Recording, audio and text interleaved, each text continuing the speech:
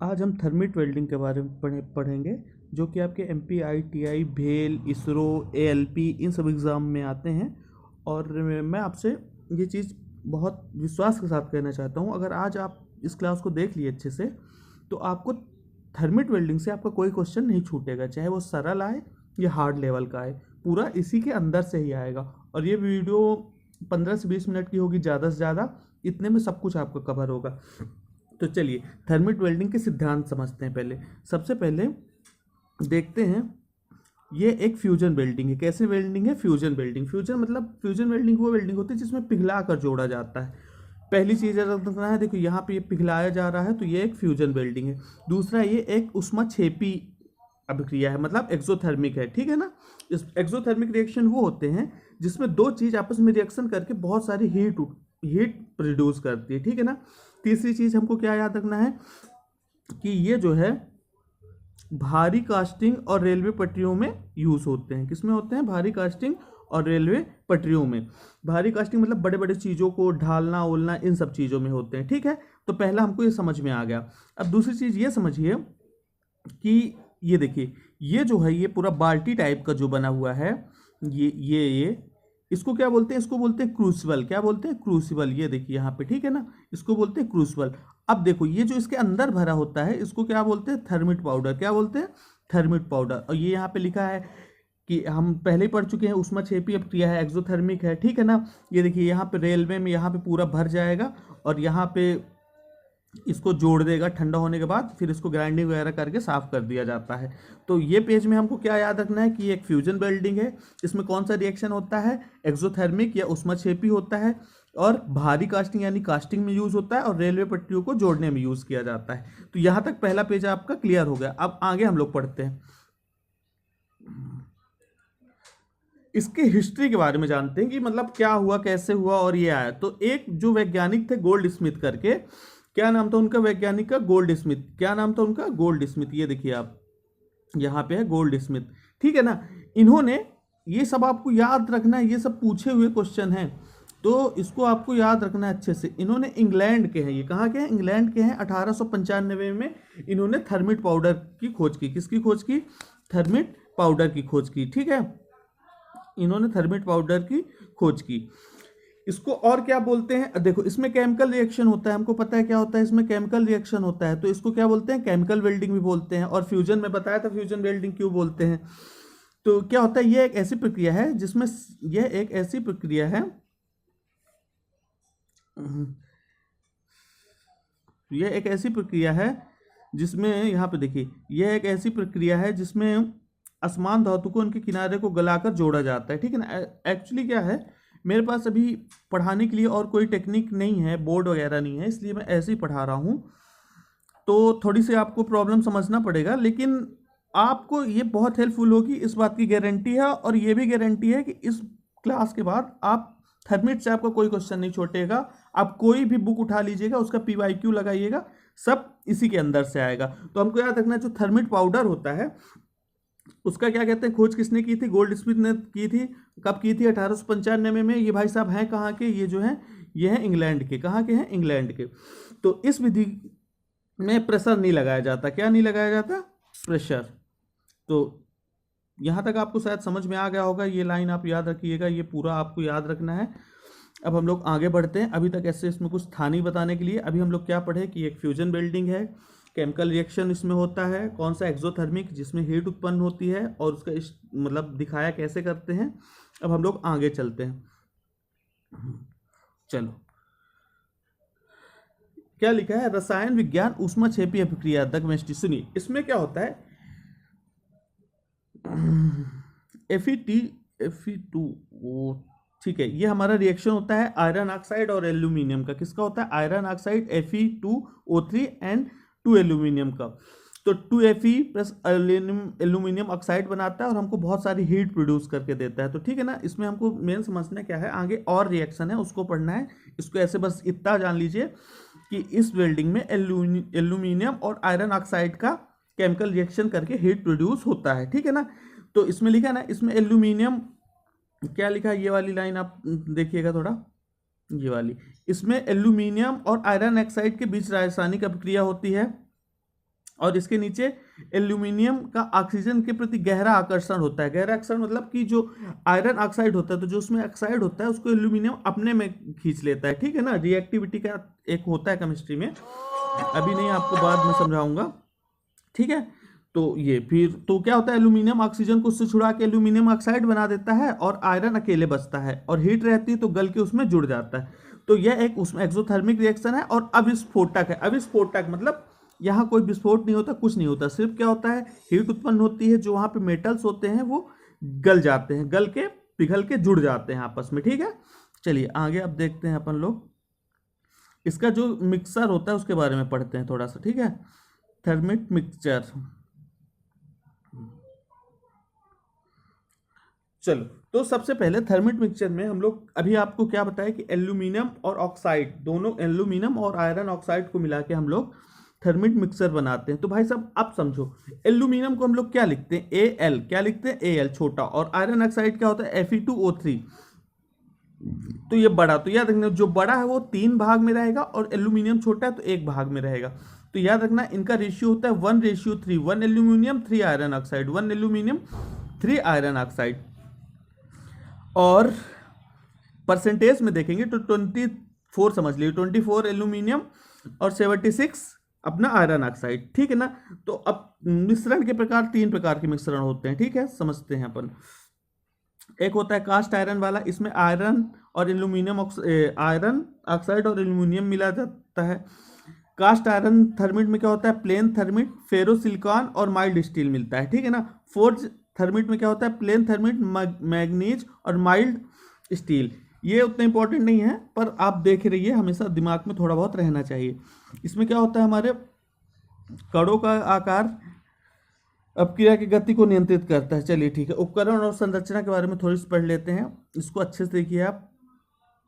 क्या बताऊं यार, मुझे थोड़ा सा दिक्कत हो रही, क्योंकि मैं जब भी इसमें कुछ लिखने की कोशिश कर रहा हूँ तो ऊपर से वो आ जा रहा है, इसलिए थोड़ा सा दिक्कत हो रही। चलिए ठीक है, देखते। देखो ये जो मोल्ड होता है, क्या मोल्ड, ये सैंड का बनाया जाता है। कैसे बनाया जाता है, सैंड का, मतलब बालू का, वो भी सूखी हुई, क्योंकि गीली होगी तो अंदर इंक्लूजन, क्रैक, ये सब प्रॉब्लम आएगी। ये क्या होगा, मैग्नेसाइट लाइनिंग होता है यहाँ पे, ठीक है ना। ये क्रूसिबल है, हम लोग अभी बता चुके हैं, टैपिंग पिन है यहाँ पे, देख लो। और ये यहाँ पे जहाँ पे जोड़ा जाता है वो वाला पार्ट है। चलिए आगे देखते हैं। सबसे पहले हमको क्या होता है, क्या क्या करना पड़ता है, तैयारी और मोल्डिंग प्रिपरेशन क्या करनी पड़ती है। सबसे पहले सफाई करनी पड़ती है, धातु की सतह से ग्रीस, धूल, मिट्टी, ऑक्साइड पूरी तरह हटा दें। क्यों हटाया जाता है, ताकि वेल्डिंग डिफेक्ट ना आए। उसके बाद एक बात हमेशा याद रखिएगा, गैप पूछा जाता है आपसे, तो जब कभी आपसे सिंपल गैप पूछे तो आप ये बोलेंगे कि 1.5 mm से 6 mm होता है, 1.5 mm से 6 mm होता है। लेकिन अगर बोले जब रेलवे पटरियों या फिर बड़े किसी कारखंड को जोड़ना है तो हमेशा 25 mm का गैप होना चाहिए। ये दोनों चीज़ आप ध्यान में रखिएगा। चलो अब एक चीज़ और, ये पैटर्न में समझिए, जोड़ों के चारों ओर मोम का पैटर्न बनाया जाता है। जहाँ पे हमको जोड़ना है उसके चारों तरफ हम लोग मोम की पतली पतली परत लगा देते हैं, ठीक है। जब गर्म करते हैं तो वो मोम पिघल जाता है और मोल्डिंग बॉक्स में खाली जगह कैविटी बन जाती है, ठीक है। ये याद रखिए, बस आपको याद रखना है, मोम का पैटर्न बनाया जाता है, ठीक है ना। जब वहाँ गर्म मेटल जाती है पिघली हुई तो वो सब पिघल जाता है, ठीक है। द्वितीय चरण क्या होता है, उसमें जो हम लोग थर्मल पाउडर डालते हैं ऊपर, क्रूसिबल में पहले थर्मल पाउडर डालते हैं, फिर वही पिघल के नीचे धातु को पिघला के लाता है। तो इसको हम लोग किससे जलाते हैं, इग्निशन से। किससे, इग्निशन से। मटेरियल मैग्नीशियम की रिबन होती है, उसका यूज़ करके, या फिर बेरियम पेरोक्साइड या पाउडर, इनका यूज़ करके हम लोग वहाँ पे जो मिक्सर होता है उसमें आग लगाते हैं, ठीक है ना। जो प्रज्वलन ताप है, जितने में ये मिक्सर जलने लगेगा वो तापमान होता है 1550। याद रखिएगा, ये जो टेम्परेचर आपको दो दिए हैं दोनों याद रखना है। सबसे पहले प्रज्वलन तापमान, यानी जितने में मिक्सर में आग पकड़ ले वो 1550 डिग्री सेंटीग्रेड होता है। दूसरा, जो ये पूरा जो ये वेल्डिंग प्रोसेस होती है ये वाली, इसमें कितना टेम्परेचर निकलता है, उसका जो रेंज है वो 2760। वैसे आपको ऑप्शन में 2760 ही मिलेगा, लेकिन अगर 2760 नहीं है तो 3000 डिग्री भी आप उसमें टिक कर देंगे। और अगर फ़ारेनहाइट में पूछेगा तो 5000 फ़ारेनहाइट। समय 30 सेकंड में धातु पिघल जाती है। 30 सेकंड मतलब समझो मेरी बात, इसमें वैसे पूरी वेल्डिंग प्रोसेस में 7 से 8 घंटे लगते हैं, 10 से 12 भी लग जाते हैं। लेकिन यहाँ पे जो ये रिएक्शन होगा, इस क्रूसिबल में जो रिएक्शन होगा उस ये रिएक्शन को होने में सिर्फ 30 सेकंड का समय लगता है। डालना और ठंडा करना, देखो अब यहाँ पे हम लोग स्लैग भर देते हैं और ये जम जाता है, बाद में इसको जो खांचा है इसको पूरा हटा लिया जाता है, ठीक है ना। टैपिंग पिन खोलने पर, टैपिंग पिन मैं आपको बताया था जहाँ पे वो क्रूसिबल से नीचे से अपन मेल्टिंग धातु निकलती थी उसको बोलते हैं टैपिंग पिन। वेल्डिंग चैम्बर में आता है, इसमें एल्यूमिनियम ऑक्साइड जो होता है ये हल्का होता है, तो ये ऊपर स्लैग का काम करता है, ऊपर तैरने लगता है ताकि वातावरण से नाइट्रोजन ऑक्सीजन इन सब की अपक्रिया ना हो पाए। क्या ऑक्सीकरण वही बता रहा हूँ, ठीक है ना। ठंडा करना, मोल्ड को ठंडा होने के लिए लगभग 12 घंटे यानी 7 से 8 आप में ऑप्शन आएगा, तो वो अगर वो ना हो तो 12 करिएगा। इसके लाभ समझिए। पोर्टेबिलिटी मतलब इसको आप कहीं भी कर सकते हैं, वहाँ लाइट हो ना हो उससे कोई मतलब नहीं है, वहाँ आप बड़े प्यार से करते हैं। इसमें ऑक्सीकरण नहीं होता, कोई ऑक्सीडेशन नहीं होता। क्यों नहीं होता? क्योंकि स्लैग एल्यूमिनियम ऑक्साइड की परत ऊपर चढ़ी रहती है, इसलिए इसमें कोई भी ऑक्सीकरण नहीं होता। और इसके जो जोड़ होते हैं बहुत मजबूत होते हैं, ठीक है ना। उपकरण इसमें क्या लगता है? सस्ते। देखो अगर हमको छोटे मोटे काम की वेल्डिंग करनी है तब तो ये हमको महंगी पड़ेगी, लेकिन अगर हमको बड़े काम करने हैं जैसे रेलवे पटरी जोड़ना और भी कुछ, तो उसके लिए ये सस्ती है, ठीक है। अब इसका जो कुछ लिमिटेशन है, मतलब कुछ दोष हैं, उसके बारे में हम लोग पढ़ते हैं। तो लिमिटेशन पहले देखें, केवल भारी सेक्शन और लौह धातु, इतना याद रखिएगा कि थर्मिट वेल्डिंग से हमेशा लोहे की वेल्डिंग की जाती है, लोहा स्टील इन सब चीज़ों की, ठीक है ना, जिसमें लोहा हो, लौह धातु हो, ठीक है ना, जिसमें भी आयरन होगा उसी की हम लोग वेल्डिंग थर्मिट से कर पाएंगे। दूसरी चीज़, यह एक धीमी प्रक्रिया है, अधिक समय लगता है, बताया आपको 7 से 8 घंटा मिनिमम लगता है और 12 घंटा मैक्सिमम लगता है, तो बहुत टाइम लगता है।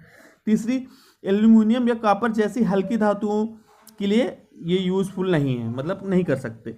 इसमें जो दोष होते हैं वो कौन कौन से होते हैं? एक तो ब्लो होल्स हो जाता है, दूसरा ब्लो होल्स क्या होता है आपको अलग डिफेक्ट वाले में बता दूंगा मैं, और एक पोरोसिटी हो जाता है, क्रैक हो जाता है, और एक इसमें ये पूछा जाता है कि इसमें कौन सा दोष है जो नहीं होता, तो याद रखिएगा अंडरकट, एक अंडरकट दोष होता है।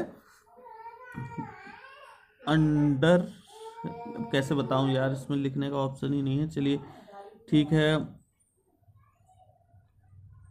ठीक, अंडर कट होता है वो इसमें नहीं होता, याद रखिएगा आप, बल्कि नोट्स को कहीं पे बना रहे हो तो वहाँ पे लिख लीजिएगा। देखो जब भी पेनिट्रेशन करते हैं, मतलब जो उसमें मेल्टेड मेटल अंदर जाती है तो उसको हिलाना नहीं चाहिए, जो उसका मोल्ड है, ठीक है ना। प्रमुख उपयोग इसका कहाँ उपयोग होता है? रेलवे में होता है, शिपिंग में होता है, भारी मशीनरी में होता है, स्टील रोलिंग मिल में होता है। इन सबको याद रखिएगा। रेलवे की पटरियों में, जहाज़ों के स्टर्न, रडर फ्रेम और प्रोपेलर शाफ्ट में, ठीक है ना। बड़े crankshaft, rolling mill, rolls, टूटे हुए भारी कास्टिंग पार्ट्स की मरम्मत में, स्टील रोलिंग मिल, दांते, इन सब में होता है, इसको याद रखिएगा। इसी से ऑप्शन दे देगा, आप कंफ्यूज हो जाओगे, इसलिए अच्छे से इसको पढ़िएगा।